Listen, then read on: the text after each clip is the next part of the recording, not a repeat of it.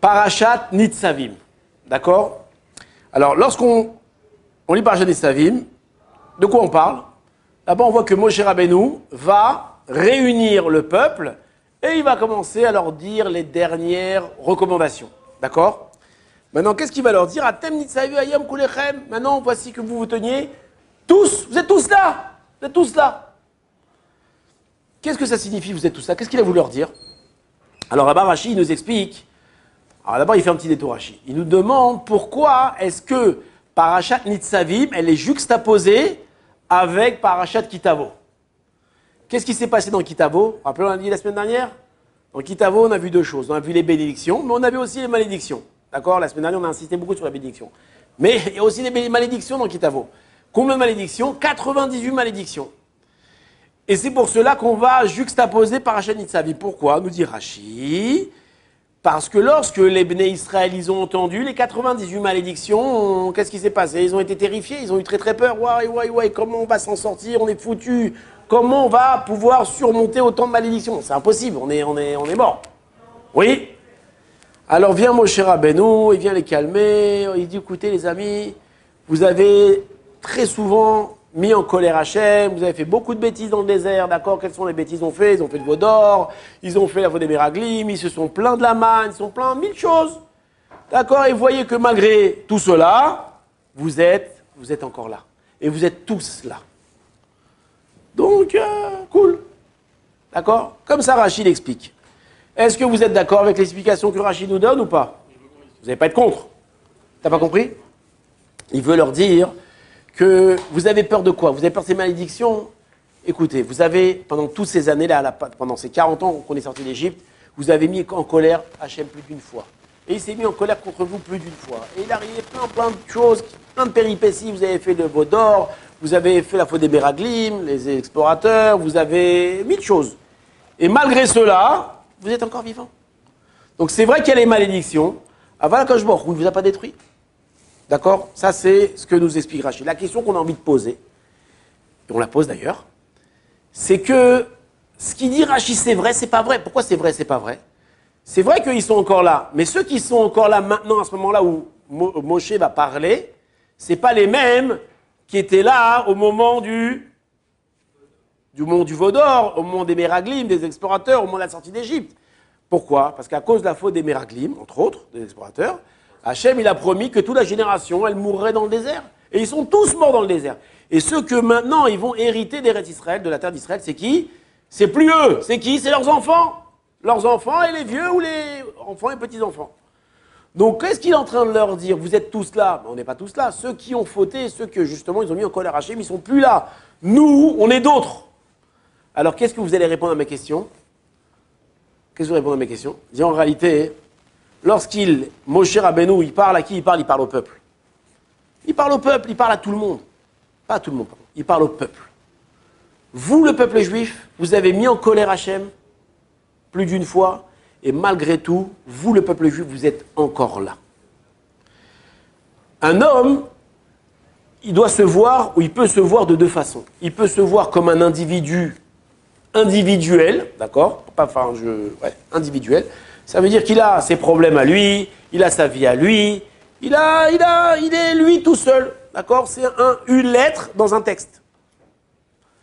Mais un homme, il peut se voir, un juif, il peut se voir autrement aussi. Comment il peut se voir? Il peut se voir un élément d'une entité. D'accord? Dans un texte, si tu prends une lettre, elle ne veut rien dire. Mais si tu mets cette lettre-là dans ce texte-là, alors cette lettre-là, elle va donner une forme au texte. Et chaque lettre va permettre au texte d'exister de quelque chose. Et donc le juif, d'accord, il ne doit pas se voir comme un être individuel, comme un être égoïste. Il doit se voir comme un tout, comme un élément d'un tout. Et c'est ce qu'il dit, Moshe Rabbeinu. Vous, le peuple juif, en tant qu'entité, vous existez encore. Et c'est comme ça qu'on doit se voir. D'accord? On n'est pas des êtres égoïstes. On appartient à un peuple. Et tout le peuple, il est, comme l'expression le dit, il est sur le même bateau. D'accord? Si quelqu'un il s'amuse à faire un trou dans le bateau, c'est tout le monde qui coule. De la même façon. Maintenant, qu'est-ce que cet enseignement peut avoir comme conséquence dans ma vie de tous les jours? Alors en réalité, c'est très très pertinent ce qu'on dit ici. dit des fois, par exemple, on va donner plusieurs exemples, l'homme, il a envie de se venger. D'accord? Pourquoi? Quelqu'un lui a fait du mal. Maintenant, il voit l'autre comme un autre individu. Et donc, il veut se venger contre lui. Viens aussi, on nous a dit que non, vous n'êtes pas un individu et un autre individu. Vous êtes un peuple, vous êtes ensemble. On a une parabole, Machal Lema Davardomé, parabole à quoi elle ressemble. C'est qu'un jour, il y a un bonhomme, il est parti chez le dentiste. Il a dit, monsieur, s'il vous plaît, je veux que vous m'arrachiez cette dent-là, cette dent-là, cette dent-là et cette dent-là, les 4 dents. Le bonhomme, il regarde, il dit, pourquoi vous arrachez vos dents? Elles sont très bien, elles sont très belles vos dents, pourquoi vous les arrachez? Vous savez ce qu'elles ont fait mes dents hier? J'étais en train de manger et mes dents, elles ont mordu ma langue. Ma langue, elle a saigné, j'ai eu très très mal. Je veux maintenant me venger. Je vais leur apprendre à ces dents-là, tu vas voir ce qu'elles vont prendre. Bien entendu, c'est ridicule. Qu'est-ce qu'on dit au bonhomme? Il dit, mais monsieur, ces dents-là, c'est toi aussi. Ça veut dire que tu fais partie d'un corps, ça fait partie d'un tout. Ta langue, elle a souffert, je veux bien, mais les dents, c'est pas parce qu'elle doit souffrir. D'accord? Lorsqu'un homme, il a mal quelque part, c'est tout le corps qui a mal. Oui? Et donc, c'est comme ça qu'on doit se voir. Nous ne sommes pas un individu égoïste, on est une entité. Vous avez entendu parler de l'affaire Bélis? Vous n'avez pas entendu parler de l'affaire Bélis? Une histoire incroyable. Il y a environ 120, 130 ans, en Russie, là-bas, où quand le tsar il allait pas bien, vous savez ce qu'il faisait le tsar quand il allait pas bien? Alors, il déversait la foudre sur les Juifs. Il dit, ah, vous avez des problèmes, le royaume est dans le pétrin, c'est pas ma faute, c'est à cause des Juifs. Et donc, on trouvait toutes sortes de prétextes pour accuser les Juifs de tous les maux, maux MAUX, du royaume. Et à une époque comme ça allait pas très bien. Qu'est-ce qu'ils ont fait? Ils vont accuser les Juifs de meurtre rituel. Dans un village, on va retrouver un petit enfant non juif mort. Et qu'est-ce qu'ils vont faire passer le bruit? Que c'est les Juifs qui l'ont tué pour prendre son sang, pour faire, parce que soi-disant c'est comme ça qu'on fait les matzot, pour faire les matzot. Vous savez, c'est les accusations de meurtre rituel. Ça nous accompagne depuis 1000 ans, où on nous accuse de prendre du sang pour faire des matzot. Et du sang d'enfants. Maintenant, donc ils ont trouvé ce gosse-là, il dit, ouais, c'est les Juifs qui l'ont tué, c'est pour ça qu'ils l'ont tué, pour prendre le sang, pour faire les matzot. Maintenant, le problème, c'est qu'il faut trouver un Juif. Ils ont cherché dans le village, et ils ont trouvé un Juif, qui était directeur d'une usine. Comment il s'appelait? Mendel Bélis. Ils vont l'arrêter, et ils vont l'emprisonner. Maintenant, tout ça, ça va exciter la foule, ça va faire un truc pas possible. Maintenant, le tsar, lui, a utilisé ça pour justement détourner les caméras, enfin, pas les caméras à l'époque, mais détourner le feu de devant lui. Et on va lui faire un procès à Mendel Bélis.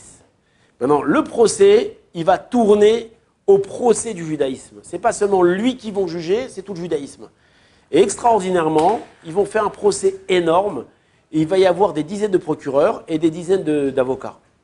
Et le petit Mendel Bélis, qui n'a rien fait, il est en plein milieu. Et ça va durer des jours et des jours et des jours. Et le monde et la presse du monde entier va être ici assister à ce procès. D'abord, du monde entier sont venus. Maintenant, là-bas, une des accusations qu'ils avaient contre le peuple juif, c'est qu'ils disent, ouais, vous considérez, vous les juifs, vous les juifs, vous considérez les non-juifs, pas comme des hommes. Pourquoi vous dites ça? Je dis parce qu'il y a marqué, il y a un verset qui dit que Atem Keroui Madame, vous êtes appelés les hommes, vous les juifs, vous êtes appelés les hommes, à vous et pas les non-juifs. Ah, donc ils ont dit, vous ne nous considérez pas comme des hommes? Là-bas, il y avait le Rav de Moscou qui s'est levé, qui a répondu, il dit, c'est pas du tout ce que ça veut dire, le verset, c'est pas ça qu'il veut dire. Il dit que lorsqu'on dit que le peuple juif, c'est un homme, ça veut dire que c'est un être en soi, tout le monde est un être, fait partie de cet homme-là. Lorsque le cœur dans un homme, il a mal, c'est tout le cœur qui a mal. Tout le corps qui a mal, pardon. Lorsqu'il a mal à la main, c'est tout le corps qui est embêté, tout le corps qui a mal. Et il dit, preuve en est, regardez ce juif-là, Mendel Bélis, qui a été accusé, et ça a ébranlé qui? Ça a ébranlé les juifs du monde entier. Les juifs du monde entier, ils ont leur regard tourné vers le sort de Mendel Bélis. D'accord? Et c'est ça que ça veut dire qu'on est appelé un homme. On est une entité. Par contre, si toi, on t'apprend qu'il y a un Russe au Japon là, qui s'est fait arrêter, ça intéresse quelqu'un. En Russie, ça intéresse personne.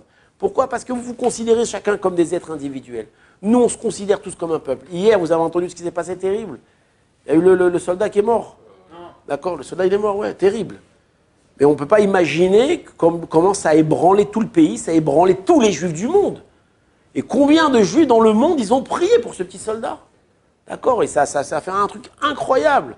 Pourquoi? Parce que c'est notre chair, on ressent. On est un peuple, on est ensemble. Donc par rapport à je reviens maintenant par rapport à la fin, Mendel Béliz, Baruch Hashem, il s'en est sorti. Ils ont gagné le procès, il s'en est sorti. Pendant des mois et des mois, les gens venaient le remercier, venaient le voir. Je crois pendant 1 an ou 2 ans, les gens venaient tous les jours lui rendre visite. Maintenant, qu'est-ce qui va... Ça, c'est une chose par rapport à cette histoire-là. On a parlé de la vengeance, d'accord? Maintenant, c'est pas que la vengeance, c'est aussi le chesed, la bienfaisance. Lorsque mon frère est dans la difficulté, en réalité, je ne dois pas me voir moi, je ne dois pas le voir lui dans la difficulté. Si lui est dans la difficulté, moi aussi je suis dans la difficulté. Si lui n'a pas à manger, comment moi je peux manger? D'accord? Et donc c'est une d'ardout. Et le peuple juif, pendant 2000 ans, il a excellé dans quoi? Dans la tzedaka. La tzedaka, c'est quoi? C'était des caisses que chaque communauté organisait pour s'occuper des pauvres, pour s'occuper des femmes veuves, pour s'occuper des orphelins, pour s'occuper de l'enseignement. D'accord? On a très souvent essayé de nous imiter, souvent imité, jamais égalé. D'accord? Toutes les communautés juives avaient une force dans la tzedaka et tout le peuple était uni. Les riches supportaient les pauvres de façon incroyable, de façon majestueuse. Pourquoi? Parce qu'ils ont compris, on est un peuple, on est tous ensemble. Maintenant, une autre façon de voir cet enseignement-là, on raconte qu'un jour le Rav Shalom Shvadron, il marchait dans la rue, il était avec son fils. Et il a rencontré le Rosh Yeshiva Slobodka, le Rav Isaac Sher. Le Rav Isaac Sher, il lui a dit « Shalom, Shalom, il me dit où tu vas ?» Il lui a dit « J'emmène mon fils chez le médecin. » Et le Rav, il lui dit « Où tu vas ?» Il dit « J'emmène mon fils chez le médecin. » Et plusieurs fois comme ça, « Où tu vas ?» Alors le Rav Shalom Shalom, il comprend qu'il a dit un truc qui n'allait pas. Il dit « Qu'est-ce que dit Non, c'est pas pas comme ça qu'on doit dire. On doit dire la grosse vache emmène le veau chez le médecin. » Alors le Rav, il a entendu ça, il a été choqué. Il a dit, qu'est-ce que le Rav? Parce qu'il a senti qu'il faisait une réprimande. Qu'est-ce que le Rav veut dire? Il dit, c'est pas comme ça qu'on parle. On dit, j'emmène un enfant chez le médecin et il s'avère que c'est mon fils. Cet enfant que tu emmènes chez le médecin, c'est vrai que c'est ton fils. Mais c'est pas parce que c'est ton fils que tu l'emmènes chez le médecin. Parce que c'est un enfant qui a un problème, qui a mal, qu'on doit emmener chez le médecin. Et c'est comme ça qu'on doit voir, on doit voir les enfants des autres. D'accord? Il y a des enfants à la synagogue, Shabbat, ils sont venus, ils ont fait un peu de balagan à la synagogue chez nous. On ne les a pas vus. Ils ont versé du jus par terre, ils ont mis des verres d'eau, truc, c'est tombé sur les jambes, ils ont fait On les a pas vus. Quand on est revenu, toute la synagogue, elle était sale. Alors dans la synagogue, qu'est-ce qu'ils ont dit? Ouais, il faut venir, il faut les renvoyer, il faut les trucs, il faut les... Et là-bas, il y en a un qui dit, pourquoi on doit les renvoyer? Qu'est-ce que si tu vas renvoyer ce gosse-là, qu'est-ce qu'il va devenir? Par contre, tu renvoies un gosse dans d'une synagogue, qu'est-ce qu'il va devenir? Et si c'était tes enfants? Non, moi, c'est mes enfants, je les éduquerais, j'essaierais de leur parler. Et pourquoi, quand c'est les enfants des autres, tu ne leur parles pas? Quelle différence entre tes enfants et ces enfants-là? C'est la même chose. Donc, de la même façon que tu cherches le bonheur et tu cherches à éduquer et tu cherches à faire avancer tes propres enfants, tu dois faire tout pour faire avancer les enfants des autres aussi. Il n'y a aucune différence. La réflexion que tu ne ferais pas à ton fils, ne la fais pas aux autres. D'accord? S'il y a un truc bien pour ton fils, fais-le aussi pour les autres. D'accord? Il n'y a aucune différence. D'accord? On est tous des serviteurs d'Hachem, on est tous des serviteurs de Dieu. D'accord? S'il y en a un qui sort mal, alors c'est nous tous qu'on comprend. Donc on a besoin d'aider tout le monde. D'accord? Donc on voit que se voir comme un peuple, se voir comme une entité, ça a une influence sur nos vies, ça a une grande conséquence sur nos vies. Voilà. Il ne me reste plus qu'à vous bénir et vous souhaiter un Shabbat Shalom.